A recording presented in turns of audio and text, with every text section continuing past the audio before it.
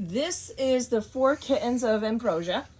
And we got 2 boys and 2 girls. And I'll tell you, Ambrosia and her mother, who is Olivia, they tend to have this ability to have these kittens with their pattern developing quicker than normal. So these kittens are actually about 6 weeks old, and yet you can see their pattern really well. Okay, so let's go with Espresso since Espresso wants to take off. Espresso is the boy. So if you look at his pattern, you can see donut-y rosettes, which makes sense because mom and dad both have donut-y rosettes as well as grandparents. So, and you can see the pattern is broken up down the back. I named these kittens after the theme of reddish brown. Although I probably have somehow infused Espresso here with too much caffeine. He's a bit jittery. So, but I love the fact that in the back here, a lot of times it'll be striping or the rosettes are not very well seen and you can see the rosettes in the back. So honestly, from head to toe, this kitten and this whole litter is actually full of rosettes, just loaded with rosettes. As many rosettes as you can really get, and rosettes in places that I wouldn't expect. I mean, this pattern is broken up literally all the way to the back, so you can see all the different rosettes. Would and you as say the kitten, this kitten's breeder quality? this whole litter is like definitely show breeder quality. I'm amazed at how well these kittens develop. They're gorgeous.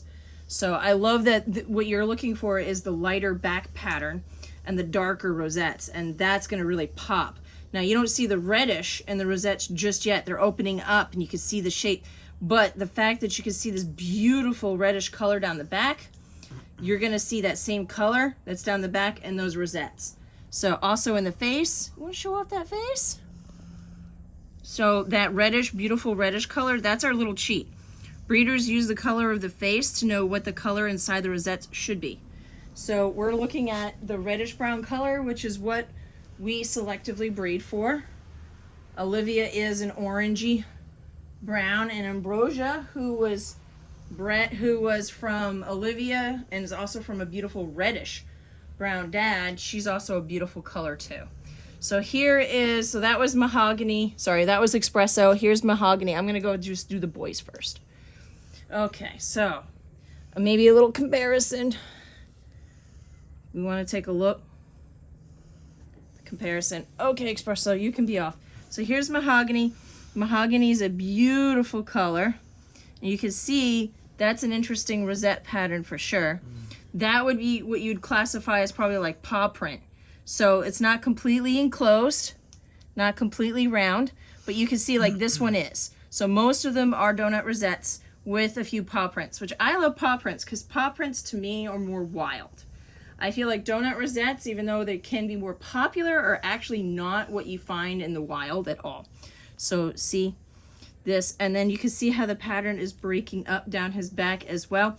Although the rosettes down his back are not as separated out as much as it is with Espresso, but it's still beautiful separation that a lot of Bengals will have striping down this back. A matter of fact, usually you'll have striping down here and it looks like it's even breaking up. Can you see it, John? Yeah. Looks like it's actually breaking up down his spine, which is again unusual, a unique quality, very sought after, very beautiful. So again, nice light background, and you're gonna know that inside the rosettes are gonna be the color of his face.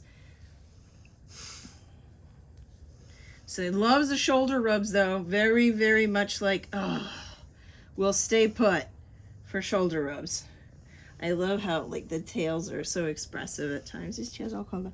By the way, when the tail does something like that, that's usually a sign that they're very happy and that they're playful. If you see tails that are lowered and straight, that tends to represent strain, anxiety, and things like that.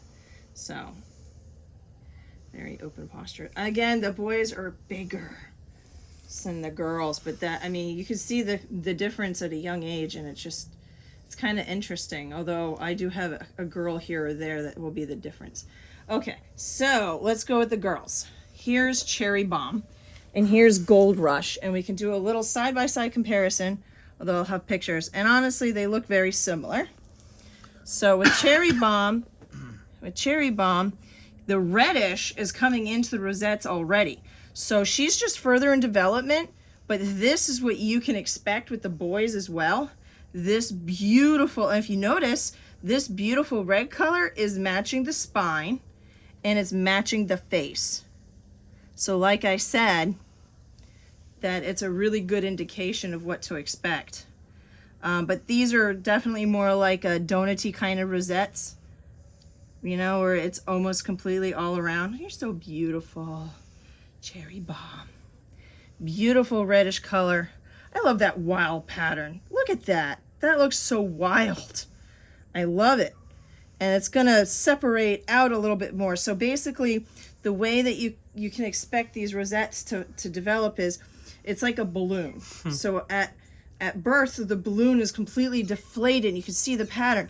And as the balloon expands, the spacing between rosettes expands, the rosettes get bigger, the spacing between them get bigger. But you can see where it is broken up down her spine as well. It's just such a beautiful color. She definitely lives up to her name for sure. Cherry Bomb. Boom! Take that. 5 damage. You must now get your healing potion. Anyway, here we go. Gold Rush. So for those of you that really want to strike it rich, beautiful pattern. She looks definitely a little bit more subdued. More, yeah, you want me to play with me, huh? See, now you want me to play with you, but you can see more donut rosettes. Less paw print, more donut. She's more donut, less paw print. She's more paw print. I'm sorry, more donut, less paw print. But you can see that. You can see the pattern also breaking up as well. I love this color. Her red's coming into the rosettes, but not as much as Cherry Bomb. Cherry Bomb's red has already come into her rosette, so she's just further in development. But you can still expect that same thing to happen with all of them. I want to point out, I don't really see striping down the back. I just see rosettes. Yeah, they're everywhere. I mean, they were already just broken up. Everywhere. And you can see it here, here, here, here. Yeah, they're so well. This is really well separated too. Yeah. Where Cherry Bomb's rosettes down her back were a little less separated, this one's more separated. They're more spaced out. I think they look more like Arrowhead too. You're so funny. You're so funny. But I just love how you can see all the rosettes in the back area, just like I pointed out with all of them. They're all like that. Here, here, here, here. I mean, you only see striping right here, and that's it. But I'm saying sometimes you get striping all the way up in there. Or the rosettes are just not as distinguished, and they're not as separated, and basically they just don't look like they're part of the whole pattern. Where these are true leopards right here. Yep. This is the Bengal standard. This is what, Leopards. This is what selective breeding does for you. And that reddish brown color is actually recessive. You have to breed reddish brown with reddish brown over and over and over many generations before you start to get kittens where all the kittens in the litter are reddish brown, like that consistency. So it is something we started to selectively breed for as of 4 years ago. I think we started that. We shifted our program from regular brown to specifically the warm, reddish, and occasionally orangey kind of browns. Yeah. But the warmer browns.